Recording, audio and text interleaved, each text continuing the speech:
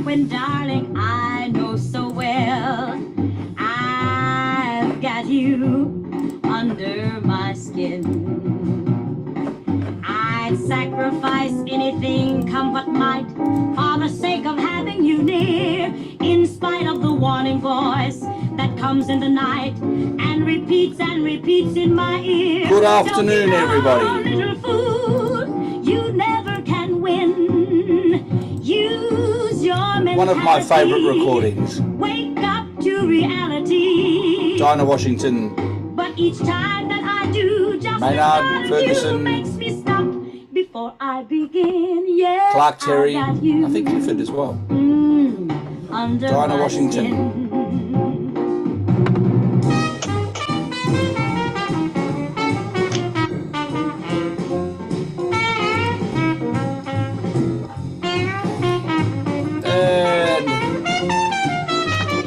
I'll let you guys watch that. So type in Dinah Washington, I've got you under my skin, and you'll find it. I stopped sharing the screen so you wouldn't have seen that. Good afternoon, everybody. Good afternoon. Hey, Greg. That sounded like a Max. Did I see a Max? No, wasn't Max. There you go. Anyway.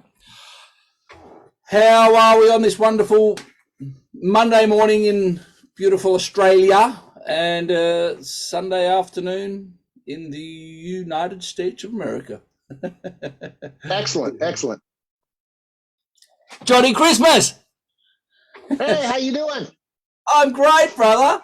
Good to see you, ladies and gentlemen. Wonderful trumpet player. I'm big fishing still. Well, it appears our singer doesn't want to tour after COVID, so I'm at home working on my Mystery to Mastery.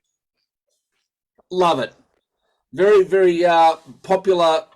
Well, I put it as ska funk. Is that a? How would you describe Real Big Fish? They would say that we are a ska punk band. Ska punk. So, there you go. Right. Yeah. Right. A little more rock and roll, a little faster. Great gig. Absolutely, man. John was over in Oz and played at Brisbane and invited me down, and I went and saw the gig, and it was at one of those big festivals and huge stages, and these guys went bonkers. Went off. That was great. So you're back hooking into the stuff. Thank you for your Google review. If anyone wants to leave a Google review, Mystery to Mastery, that would be really great. Thank you, please. Thank you. How's it coming along? What's the story, my friend? So I'm the guy with the hesitating attack question. Oh, that's me. wow. And I think this is something I should have combated 30 years ago that I've always suffered around.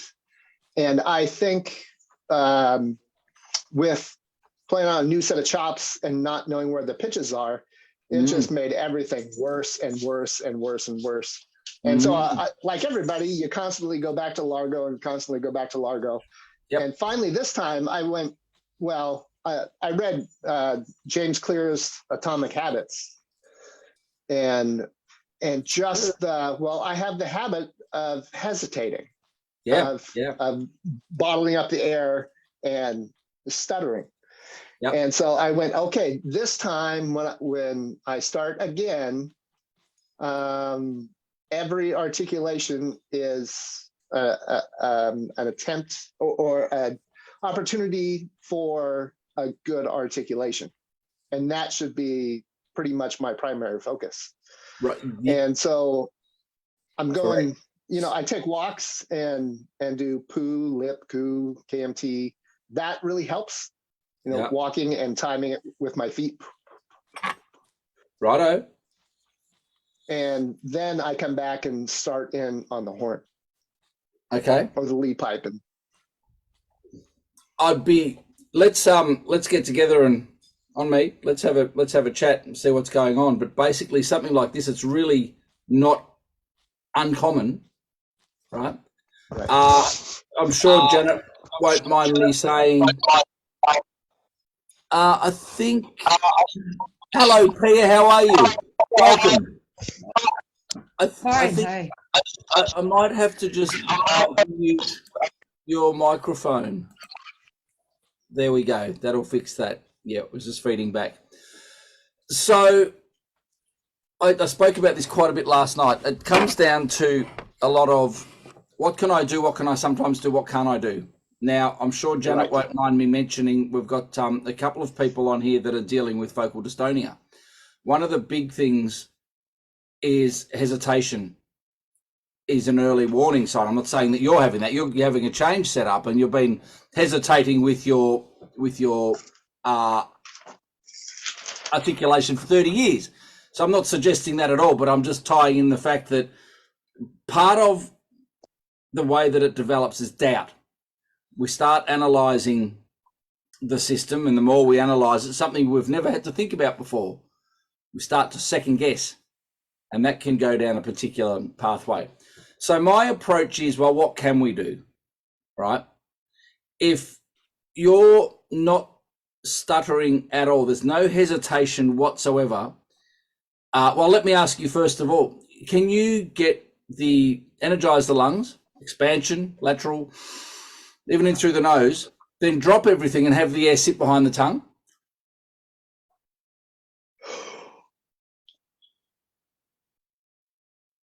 Then just drop the tongue down. Right. Now, can you do it without doing this? And keep it below. Yes. There we go.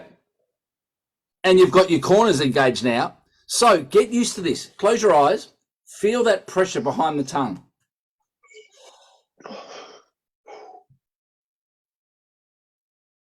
Then feel the sensation of the tongue dropping down. Right. I'm interested in the hesitation of the breath. What happened there? It was like hang on a minute. Did you feel yourself elevate, or was there some other, Yeah, I felt myself lift up. Okay, cool.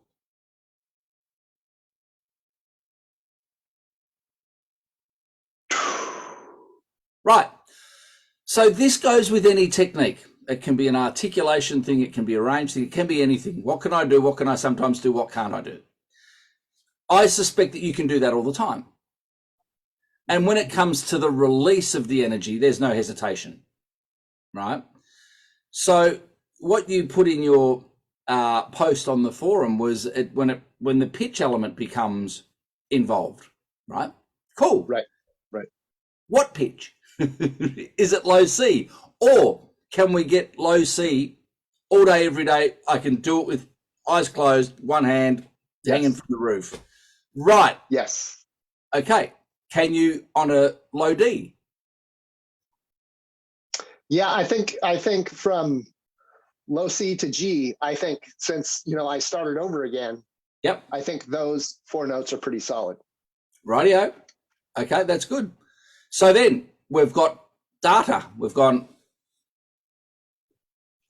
C, D, E, F, G.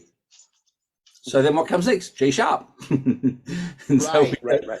Rightio. And I spoke a lot last night about the 4 factories here, because we've got sound, and you've got sound. You've got your breath. You've got your intake. You've got your drop. You've got your release. Terrific. There's your sound factory, right? Then valves, harmonic slurs, and tongue, right? So none of these factories should steal energy, RAM, focus from the sound factory. It's done. You've got that happening. So then all of a sudden, if we're playing the notes, we can play C, D, F, and G. We can tongue and we can harmonic slur. It's 7 a.m. people. Don't forget that, please. Now, someone said to me that my mic was distorting last night, so I might just turn it down a fraction.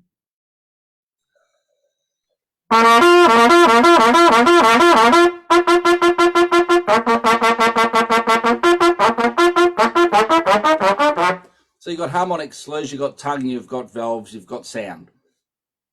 So if that's all clear, there is an issue with, so let's say A flat, all of a sudden the A flat's got a strike rate of, if you had, well, I'll ask you, Johnny, You've got to play an A flat. What's your strike rate if you had to hit it right in the middle, no hesitation? Maybe it's 50%. 50%. Okay. That strikes me as surprising. If that's 50%, but you've owned the G. Okay. I think maybe because I haven't done that, I do C, D, E, F, G, and then I go on to the slurs, and then just like it's laid out. And I haven't just gone A flat. Right. So again, it's all there is the process here, and what I've added in, and I think it's the moderato stage, but I can't remember, is ascending tongue stops. Ascending tongue stops. So you slur up, start from the singing C or just your low C. It's not a singing C exercise.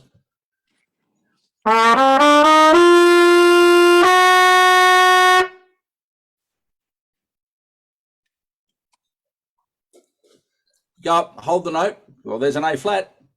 Then stop the note with the tongue. Close the eyes.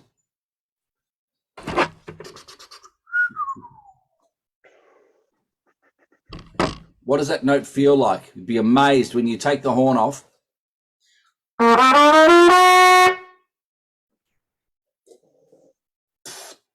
Your awareness of that shape on that note. Then hold it for a bit. So that's step one. Ascending tongue stop, which would really, really upset a lot of brass players and wind players around the planet. Sorry, can't help that. Just never cut the air off with the tongue. I'm sorry. We often cut the air off with the tongue. Deal with it. Right. I made a living for 17 years cutting the note off with the tongue. Right. Find me a commercial musician, and I'll even say an orchestral musician as well, that doesn't at times. It's obviously more prevalent in the jazz world than the orchestral world, but you still have to do it. I suppose it's not really a stop, is it? But still kind of is. But big stops, big percussive ends of notes, you have to do it. But we do it every day of our lives. Absolutely. So the first one is the tongue stop, then the hold, then let's reverse engineer what we just did. Drop the tongue down.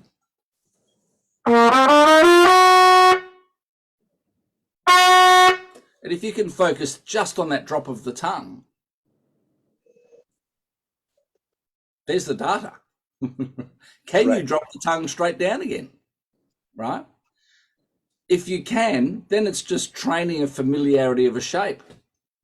You do that, then pick it up and go, right, can I?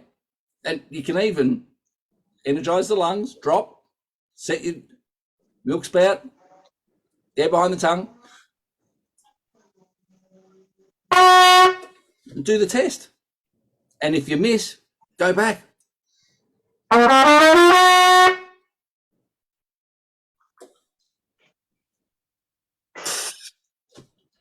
Close the eyes, really internalize it, really learn the feeling of it. Because there's no more effort from the body to go.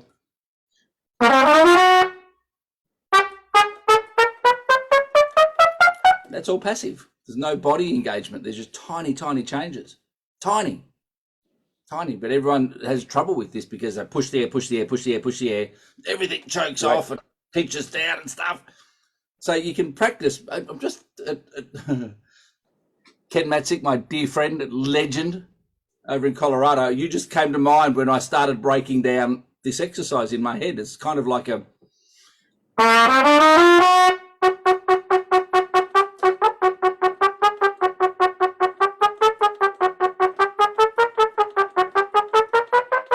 slowly expand, but don't change the body whatsoever. I think it's just an awareness thing, buddy.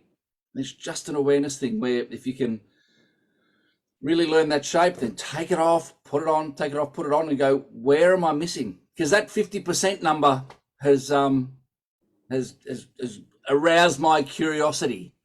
And if we're sitting at 50% there, of course you're going to feel unstable as you're going through playing, you know, your stuff. Right. Yeah, absolutely. I'm just going to quickly have a look at the forum here again. And while I'm sharing the page, ladies and gentlemen, this is the last live that we're doing publicly. The rest of it's going to be for subscribers in the back end of the new support group, which is up and running. We had issues. It started, then, oh, hang on, what am I doing? Oh, that's the next one we're going to look at. Pedal tones. The support group, we had some stupid issue come up and people couldn't join in, and it was fixed yesterday. So please get on there. Submitting the Sunday session, struggle with hesitating articulations. The hesitation's the big one, man. It's really bad. The non-judgmental awareness is good. The trigger for me is the pitch component. Absolutely. You can do Pulip Kukaimteen too. That's great. Yeah. So you said all the right things, man.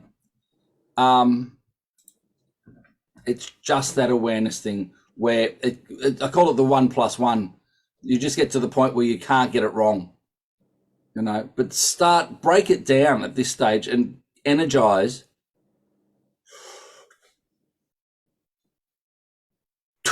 Because it's that release connected with the pitch change. I was talking last night. There is an association in the body between range and the perceived amount of work that the body needs to engage in order to successfully execute the note. And that's what I'm trying to break, because the whole psychology is active blow for range. And I've just proven that's not the case, passively playing above the stave. And so we need to disconnect that connection. I've got my light over here, the light switch, and I turn the light switch on, the lights come on, but the roller door down in the garage goes up as well. It's a wire that is connected to that light switch that shouldn't be connected, and all it does, it's useless and wastes energy. These days, who can afford a more expensive power bill? Let's face it. So we've got to cut that wire. And so it's just that's the whole purpose. Look, what's connected to it? What don't we need? You can practice it on your visualizer. Someone asked last night, can you do this stuff on your visualizer? Absolutely. I say, why would you try and fix it on the trumpet? Right? We're trying to fix the wiring, the messaging. Close the eyes and look inside and go, can I change from a low pitch to a higher pitch? What are the two elements of pitch? Aperture corners, position of the tongue.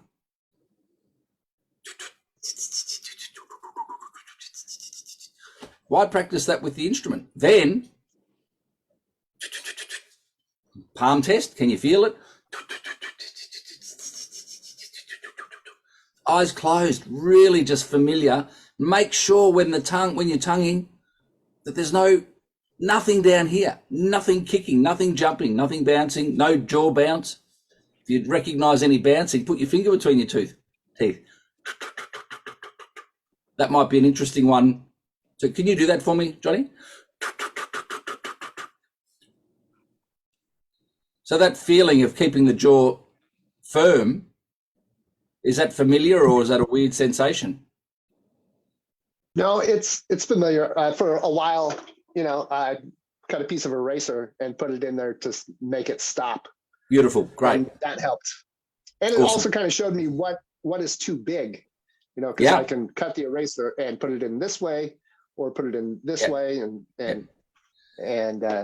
so that helped a lot.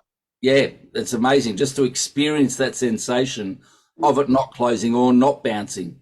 Really important. So it's great that you did that. It's awesome. So it's not a bouncing jaw issue. It's just a familiarity of shape. And because you've come from playing that way to now playing this way, it's unfamiliar.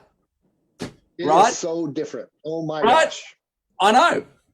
Mate, I've been there.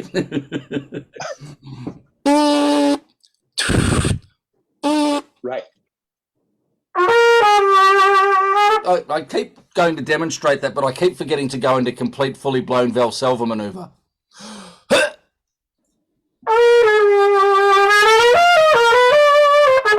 Oh yeah, it feels fantastic. I love playing the cornet. You know, no. So I know the feeling. And man, I spent so long doing this. When I first found it, I'm like sitting there again with, for me, the little yellow dental putty bullets between the teeth. And what were the 3 words? This must work. This must work. So pick up the trombone to try and let go of that oscillator. The top lip should be like the curtain sitting here. Bit of air compression. Your top lip's nice and loose. Your bottom lip's the milk spout. Corners in. Right? The U shape. Aperture corners.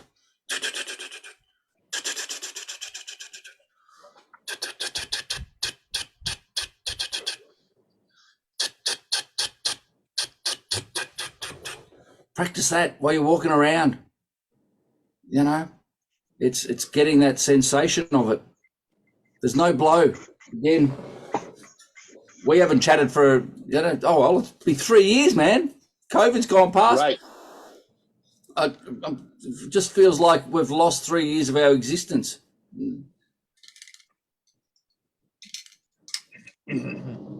Here's the highest amount of energy we can make. Here's the breathing system. The longer we hang on to this, the less power there is. I think we can all agree on that. If I let go of it here, let go of it here, let go of it here, let go of it here, there's less energy than when I let go of it, as they say in Zen in the Art of Archery, at the highest tension, subconsciously. Don't even know when we're letting it go. So my process when I'm going to tongue is air in, drop, set, release.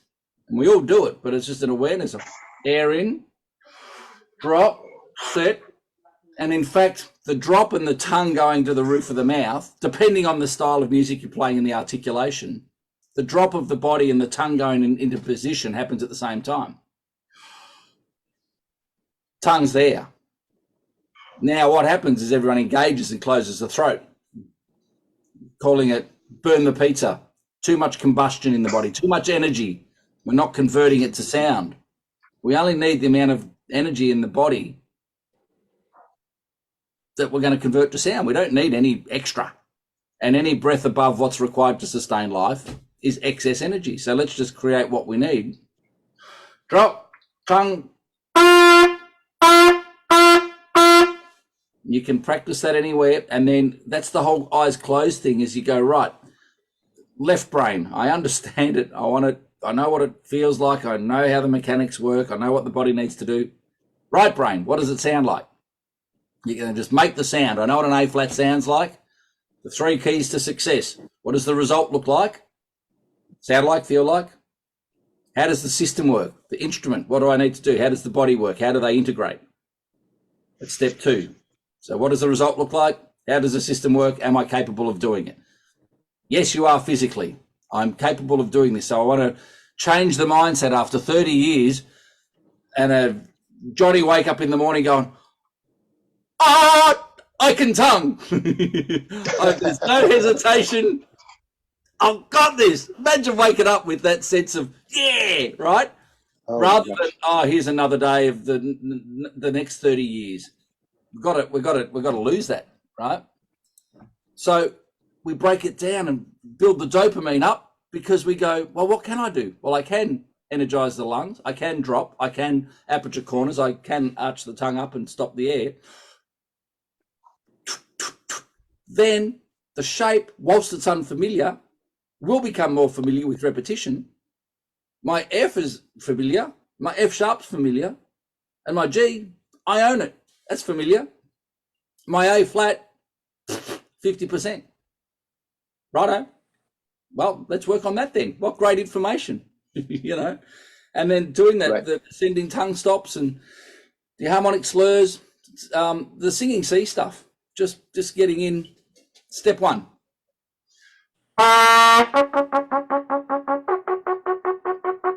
Passive, no activation whatsoever. See what happens.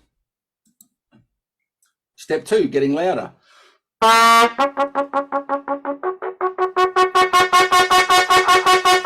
And really, I'm doing it fast for the sake of time, but I'd do it normally slower. And it's the release, cut off. And the cut off is really important because you're working on the articulation, which is the release. So make sure you're consciously aware of that cut off.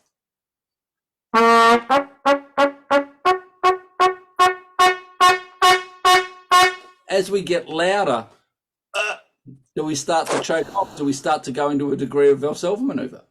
That's what we've got to watch out for. Step three.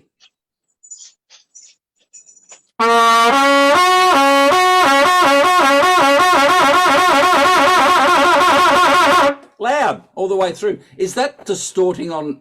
Is my mic distorting or is it okay? I did turn it down a bit. Is it still? Righto. It's that tough thing of getting the vocal right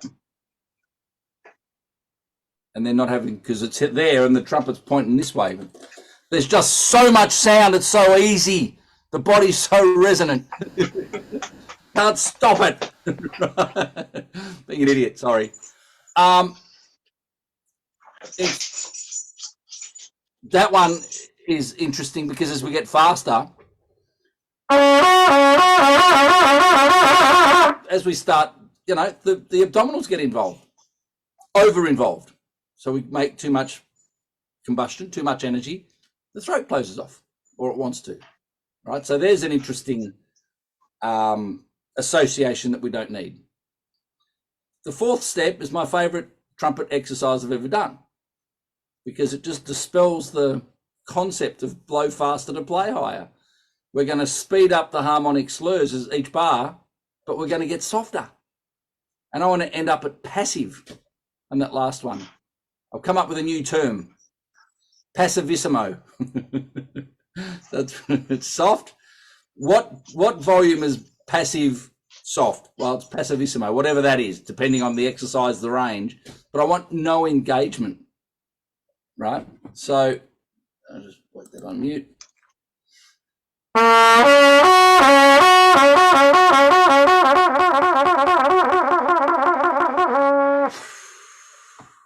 It's literally, so you're passively just letting the balloon go back to here, yet you're speeding up the harmonic slur. There's no blow faster to play higher there. We're blowing slower. We're still changing pitch, Then passive at the start.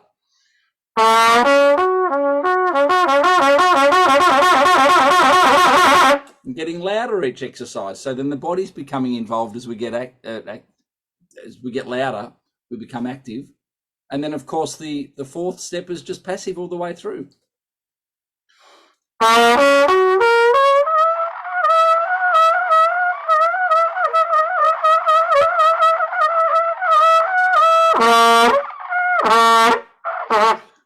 Now, when I was recording the course back 4 years ago, I was traveling back to Melbourne and playing full time. Up around high C, I could still get a long note passively, where now chops out of condition, not playing anywhere near as much. About that A flat, A starts to cut out passively. And then, of course, if we wanted to get louder and we open the aperture, the note's not going to speak. As soon as we engage the body, give it some more energy, the note will speak.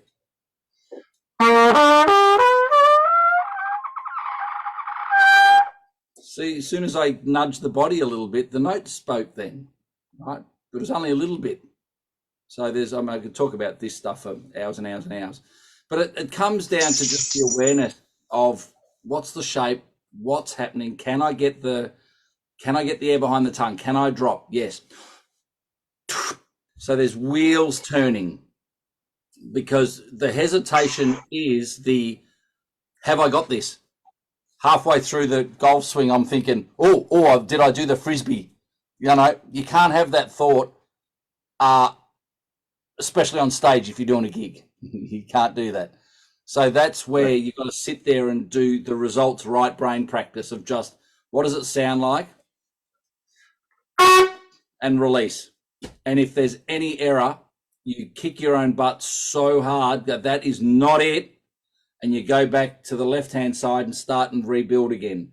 Just keep doing the process of the tongue stop, the ascending tongue stop, and eyes closed, eyes closed, eyes closed. The psychology of this must work. Come on, let's get past this. What's pitch? Tongue position, milk spout aperture corners. There's nothing that I'm suggesting or saying that not everyone is capable of doing. Not remotely. Everyone can do this. It's just a familiarity, just an awareness. So our little trip, my friend, let's talk during the week if you got some time. We're going to nail this A flat. And by the time the work and the process that it takes to learn the A flat, well, it's not like we've got to go through this arduous process on every note. Oh, right. Finally climbed the A flat mountain. Terrific. Oh, now here's the A mountain. And then after that's the B flat mountain. It's not that. It's just it's the process, and it's just the awareness, and it'll grab. So, and it sounds like it's a pretty obvious hesitation to, it's a big problem. And so that's good. It's not a subtle one that we're going to go looking for. It's a real obvious one. So basically the breath, the drop behind the tongue, tissue, visualize a start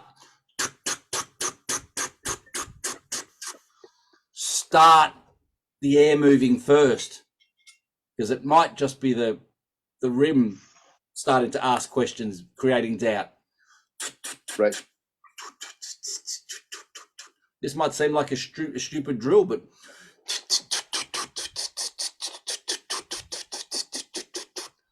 right? Just sit there and get that feeling of the release. Yeah. So that kind of actually ties on to pedal tones. So I actually kind of didn't exactly read the topic. So let's all go. Any questions before I do that? Any thoughts? Anything that we need to, burning questions? Anyone sitting there going, I want to talk about such and such? Or does the unfurling of the bottom lip in the milk spout expose the top of the bottom teeth? Hopefully not. It can in the drill, but that's an aperture that's bigger than you're going to be using for playing.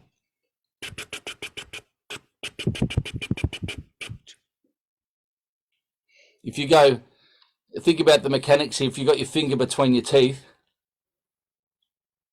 bring the aperture corners in. But not everyone's got the same anatomy. So, Ryan, more than happy to have a look at it for you, my friend. Perfect. Thank you. No worries. What was I doing? I was sharing the screen. Pat. John, you mentioned I saw you with the eraser there, and I've got the problem of raising my jaw. Greg knows about that.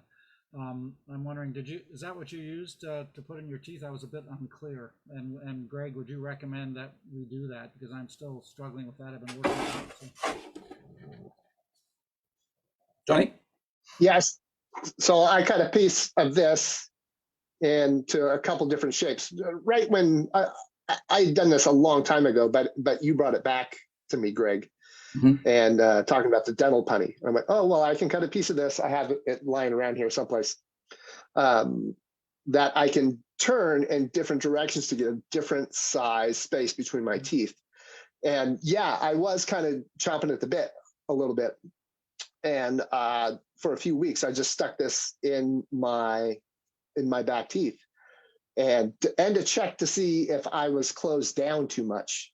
But it appears that there's like a point of no return where it can be open too much and then it doesn't work. Yeah.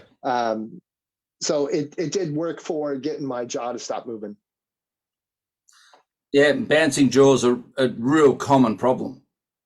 And then as soon as I simply get someone to go, and they close their eyes, oh, it's not moving anymore. That's a weird feeling. They can feel themselves biting at the start on the finger, but what a great way of sensing something that we don't want, you know. And so I see this is 2 compounds of dental putty that I ended up going and mixing up because I was biting through the end of pens. I was using the end of a biro, unscrew it, pretty unhygienic and whatever, but I was going through heaps of biros. I'm like, this is mad. So I went and sourced dental. There's 2 compounds in the thing. You mix them together. I'd ram them in the lid of the pen and made something that looks like a little bullet.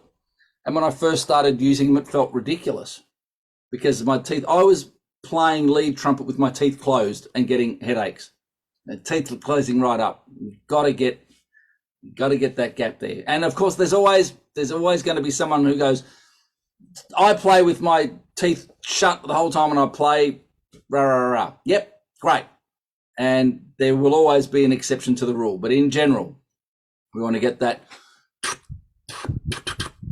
energy through the lips, energy through the teeth.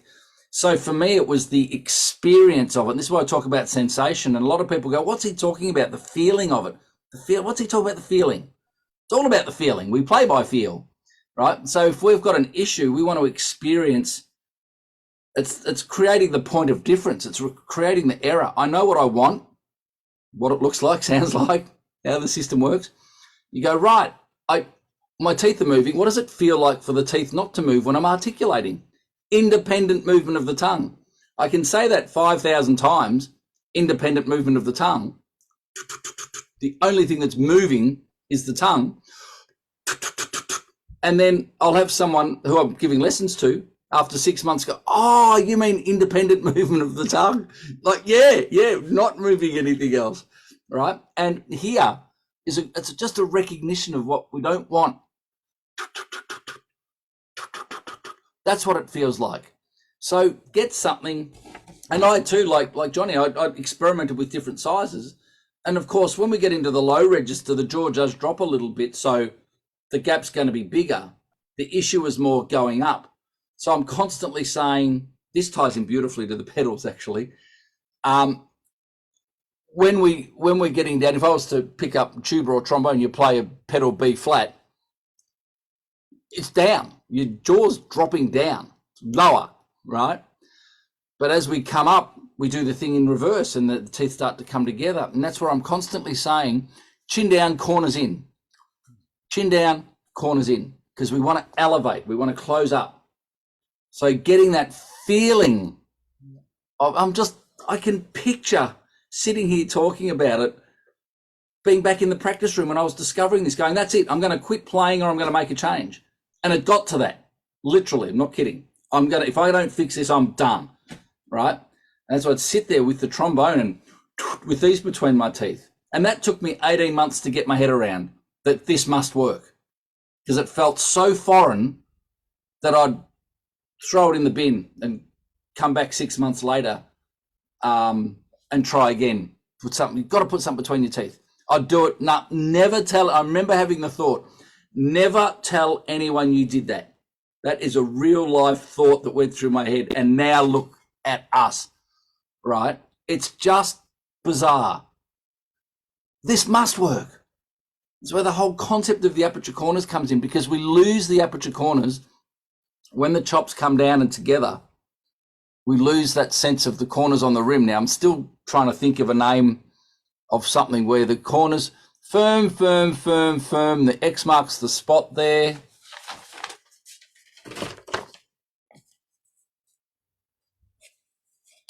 Loose. Firm, loose.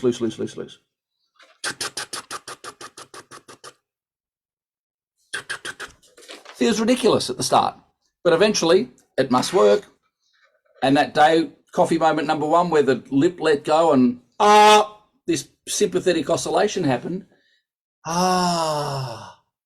There it is. Put the instrument down, go and think about it. I would never ever try and pick up the note and play it again after an experience like that, because you've got to immerse yourself in the experience. Then go through the process again that got me there. come back after a break. What did it feel like? What did it look like in my mind? Store it. And I don't know about you guys, but I know I spent half my life going, oh, when you have a great day and all the elements in the cycle all click and it feels like you're doing nothing. You have the best day ever, and you have this fear that it's never, ever going to happen again. I'm never going to find that again. I don't know what I did. I don't know how I did it, but it's not going to happen again. What a crazy psychology versus the complete opposite. Logic says if I've done it once, I can do it again, And then how did I do it? Well, let's repeat the process that got us there in the first place. Don't try and repeat the outcome. Repeat the process that created the outcome, So, yes, definitely between the teeth. Great idea. Then, John, thank you. Let's have a quick read of this one. This is a fascinating topic.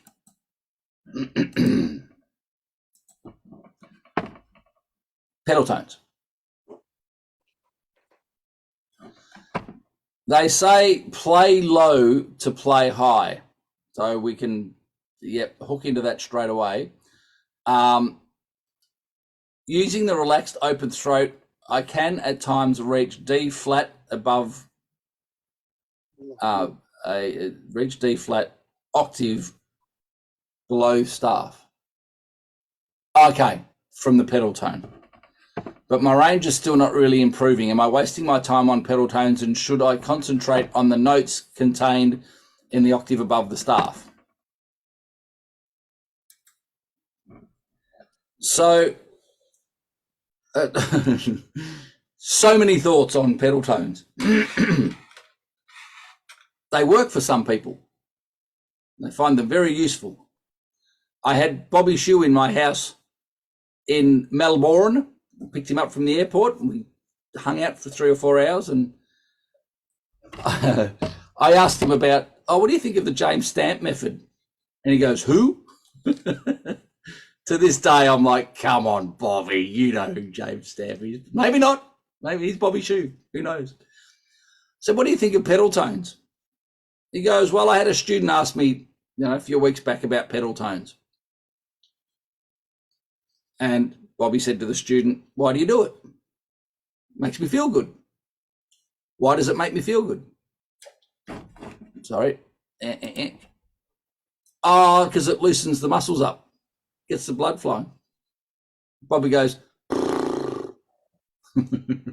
he calls it fluttering, flapping the chops. So it depends on the purpose of doing the pedal tones. The main thing that I used to do, the error that I make, and then what I see everyone doing, is that the pedal tone is not related to the setup in the playing register. There is a manipulation in the chops in order to try and satisfy the pitch, which is pretty counterproductive, I think.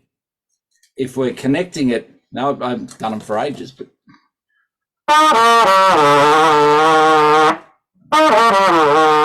what's happening? You can see the jaw coming down. Has to.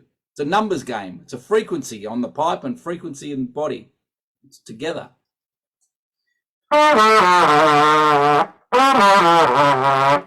Now, when you get to the pedal C, it doesn't exist.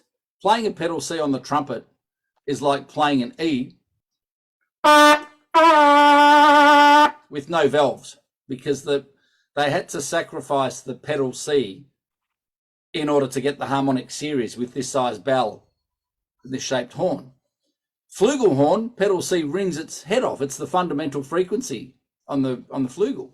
It's easy. But on the trumpet, it's not. People get hung up. I can't play pedal C, and then do all these sorts of things in order to try and facilitate a pedal C that have nothing to do with increasing your range. Because if someone said to you, all right, to play high notes, play an E with no valves, and that's going to improve your range. I've never heard anyone say that. Maybe it will. I don't think so. All it's going to encourage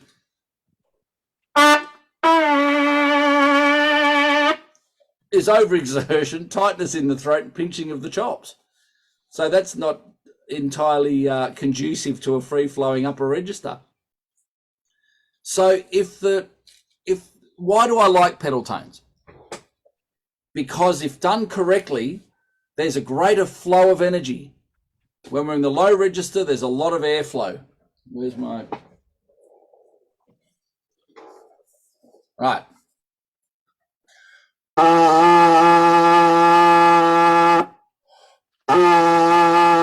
So because there's so much flow, the corners are going to have to grab wider and the lip has to be loose.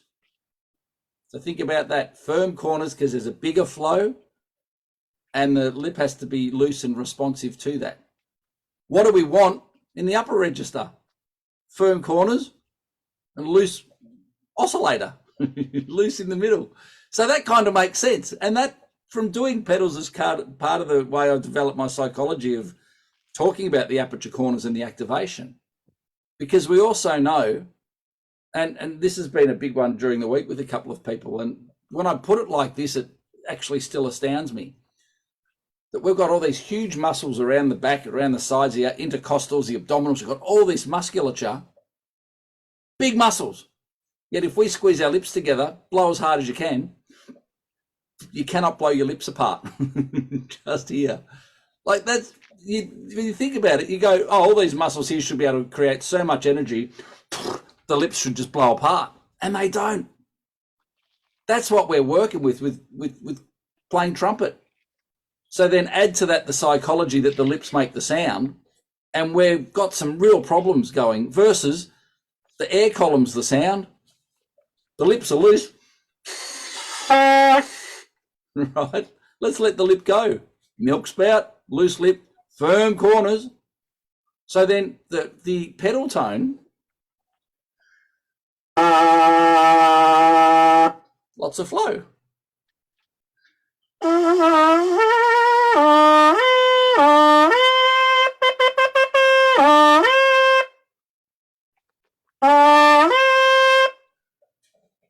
That's the most important demonstration, because what's it showing? I'm not blowing any harder to do that. But the flow is so much less when we get onto a higher note. And what do we keep doing? Trying to blow harder, faster. Not how it works, right? So again, the pedal, it can be good for a good psychology, because learning to play lower notes is extending your range. Learning to play higher notes is extending your range. We're just extending our range. How do we extend our range? Aperture corners determine the pitch, tongue position, and then we don't need to use the body until we need to get louder as we go higher.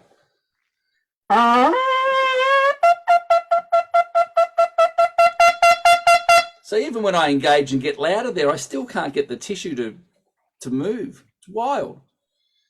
So,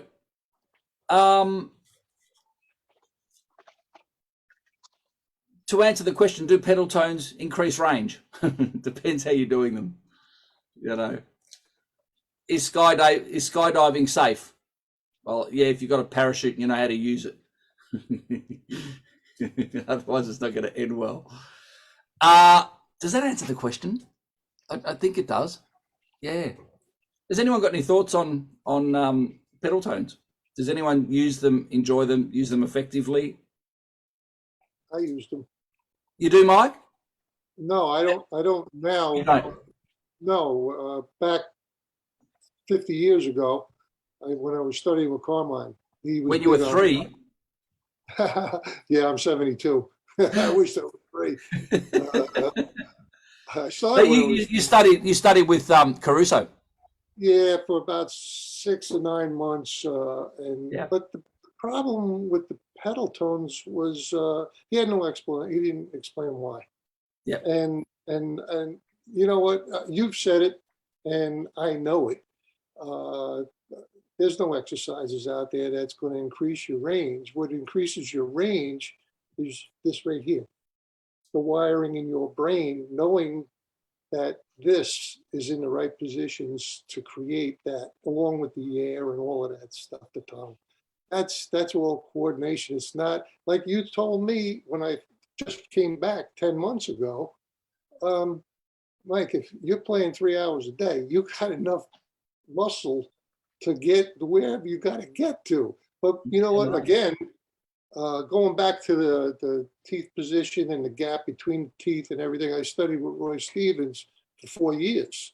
Yeah. And I was big on, and I was like you, I had a receded jaw. I was closing. I was trying to push air through the horn. And I had a respectable range, but I didn't have what I wanted. Mm, I could get to F all day long, but I couldn't get to a G all day Yep. long. Yep. Yep. And above that didn't exist. Yep. And Roy brought me up there once, a couple of times. It wasn't something that it was usable. Wasn't usable. And going back to what's that, John? Yep. John's tonguing and everything. Part of the, I guess I wanted to say it when he was going through it, because I'm living through this again through him. And it wasn't the hesitation. It's the lack of familiarity to the new system, like you just said. When I went to Roy, it was like you said. This is now. If it doesn't work, I'm done. And it didn't work. Yeah. All right. Did I get better? I got a little better. Did it work? No, because all of the answers weren't there. And I told you this when I first came on with you for some lessons. The major thing from me again was when you talked about the corners being here. We never heard that ever with anybody. And I studied guys with Juilliard, Manhattan. I went to Berkeley. I studied with some guys up there. I played with some really great players, that could play really high all day, but they didn't know why. Yeah. All right. When the corners came to here, for me anyway, and I'm still learning. I'm going to learn for the rest of my life, I hope. Hello. But it's not that this, for me, it's not that this must work. For me, this will work. It does work. It does. Absolutely. Yeah. So getting back to Roy, when the jaw come forward, the teeth are open. He uses the pencil. I walked around with a pencil in my mouth for 4 years. Yeah. 4 Right. years. Yeah. 4 years. But the problem with that is, Yeah. no milk, Totally. clamp it in the Absolutely. center, push more air. That's what it's about. When you did your harmonics going up, Right. it was like you got to feed more air. You got to feed more air. And I'm putting a lot of air in, and it was big. I mean, when I got to a point, it was big, but It's mad. you do that, you're getting air balls Right. And hernias. and hernias. Yeah. And you're with the headaches and all of that stuff. But no, the corners, they always talk about out here. And when you associate the corners way out here, you're only looking at, and they always went down here on the bottom, from the corners down to the bottom. and it encourages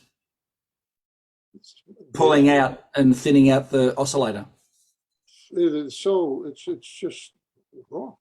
Yeah. I mean, So they all had some good information. I wouldn't say they did, and their intentions were all good, but absolutely. Anyone who's doing this sort of stuff wants to help. It takes effort to put books out and go around and do this to try and help people. The intention's good, Find very, very few people that have got a. thing that I don't know the answer to this, because until tonight I didn't even think about pedal tones at all. Yep. But when you're playing a pedal tone, is it a sympathetic oscillation, or is it synthetic? Oh, it would be. Oh, It yeah. would be synthetic, right? Yeah. So basically, Well, it depends. It depends where on which note you're playing, because as I said, by the time you approach that, the pedal C is like playing the E with no valves. But then if you go to the B or the B flat,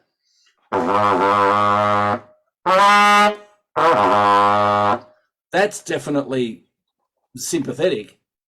but Right, the but- sea is as synthetic as it gets. So my point would be, you give us these exercises as you go along into the moderato.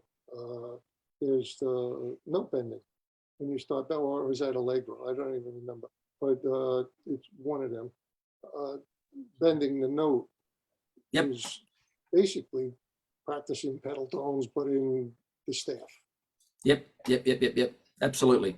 You're going to get the same benefit, but I think it's shaped a little closer to what we want. Yeah. That's my opinion.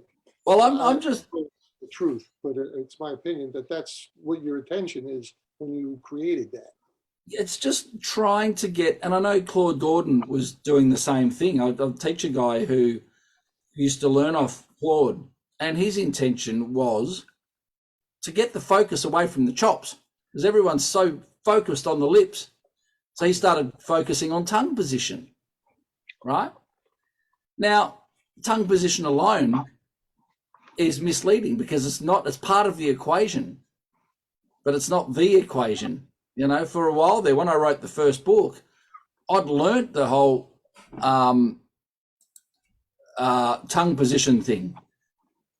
And I remember reading it, and I'm obviously not an orchestral player, but I remember being in my kitchen in Melbourne going, not that.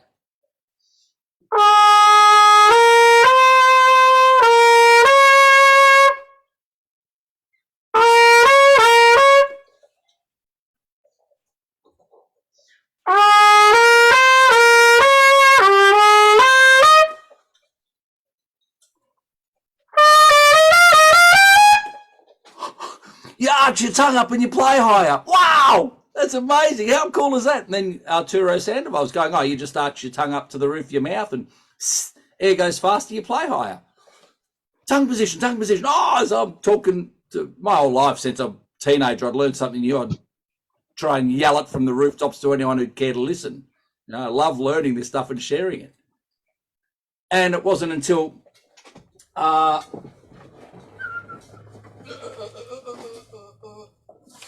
someone I'd posted something, someone on the Trumpet Herald said, I'd get you to consider reading this book.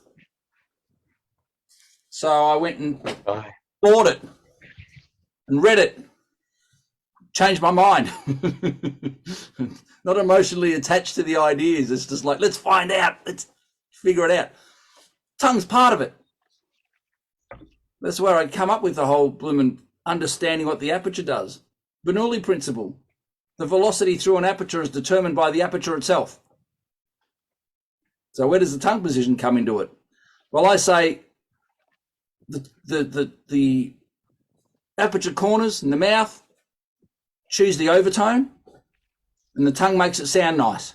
Let's just keep it nice and simple, right? It's obviously a very complex system, but let's simplify it. If we know that the chops are real strong, so let's get them out of the way. And I guess I'm lucky in the fact that I was playing for years like that with that psychology. So having come from that history and then seeing when I first met Bobby, he goes, where's your air going? And I went into a lesson. I happened to run into Bobby Shue in Cairns. And he'd been teaching a couple of my friends. And I went and hassled him and got a lesson. And I got into this lesson and said, I think I'm doing a lot of things wrong. And he goes, where's your air going? And I went, hitting my feet. He goes, oh, we've got to fix that. You've got to get it out straight. So the wind target is on the side, just to encourage people to get the air straight out. And I sat there for freaking hours with a little mirror and a visualizer going, that feels weird. Probably right. If I could get people to have that psychology instead of, that feels weird, Greg's a nutcase. And I got to the point, like, no, that has to work. It makes sense. There's energy flowing through. I'm pinching down, so I've got to get them out of the way. Like a bit of seaweed out in the beach here. It's there, and the wave comes in, and the wave goes back, and the wave goes in, and the wave goes back. I said to Bob Reeves in the car, do the lips have to touch? Knowing my research, I said, I know what I think is the case. But Bob, do the lips have to touch? He goes, no, man, they just ride the wave. You know, love you, Bob, right? No, man, they just ride the wave. So you got all this information. Go, right, the sound is in the air. The air, this just gets involved depending on that. Because corners never made sense to me. The only reason I came up with aperture corners is because it's the corners of the aperture rather than the corners of the mouth. Very simple. It's just logical for me. Let's work there and get rid of this. And the more it works, combined with tongue position, because it's part of the equation, and then you start and go, and there's no body activation, and then you see everyone saying, activate, just blow harder as you're getting higher. That kills me. Absolutely kills me. What do you do? Do things like this, and hopefully if we all live to 1,000, we'll be able to change the psychology of brass playing. It is what it is. What are the problems? Well, that bottom lip starts to roll back and we overburn the pizza and the throat closes, all of this stuff. We don't need that. No. There's a reason behind all of this. Passive. And the no notes is a big thing I'm going to be adding to the course. And this, mate, Johnny Christmas, no notes. They're your blooming answer here. We've got high notes, low notes, and no notes. A no note is when we're doing the process correctly.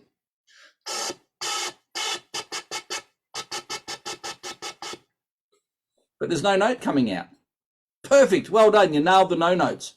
No notes live right next door to low notes. All right. So if you're doing everything right on a no note, it's a big green tick. People will think it's an error. No. And the rationale behind this is if you go and then go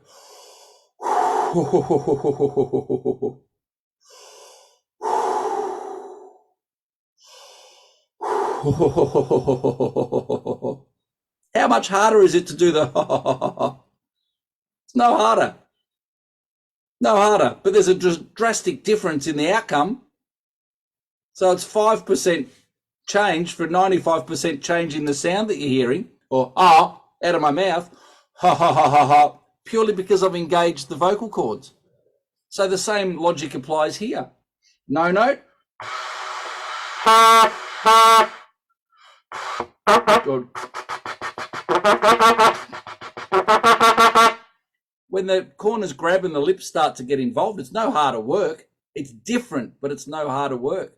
So I really encourage people. I said last night, I'd love to do an experiment, get 100 people, all different ages, teach them some real simple drills and get to the point where they're not breathing up and they're not activating when the tongue's moving. So get that technique right. Anyone can do it. Doesn't matter how old you are. Then simply put this on over the top.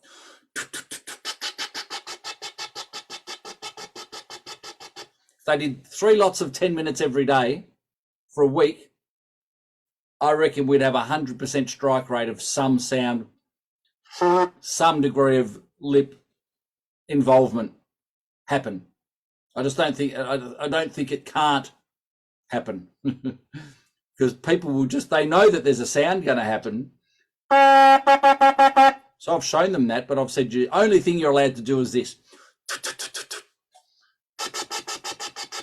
And I probably would have spent a bit of time going, hey, do this for me. We don't want that. We want this. Point of difference. We don't want to close up. We don't want to elevate. Right, we want that. So if you understand the feeling of it in the body, then add the...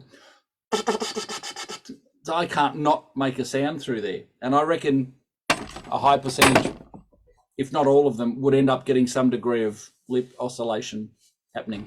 I feel like I've been rambling for ages. How about that? hour and 4 minutes. I don't want these because otherwise it turns into blooming 2 and 3 hours, and I'm going to put it up on YouTube. Now, this is the last one that's going to YouTube. JC, we need to talk. I'll set you up a little, and it's going to be internal on the support group, which is now running. We set it up, put the button on there, and all of a sudden I went to set up a student the other day to connect her across and it wouldn't work. Got fixed yesterday. So go to your dashboard, and my support group is just where the forum sign's still there. And just to clarify, the forum is still for general discussions. Thank you, Johnny, for putting it on there. And who put the Tom put the pedal thing on there. I still want to keep those discussions on the main forum.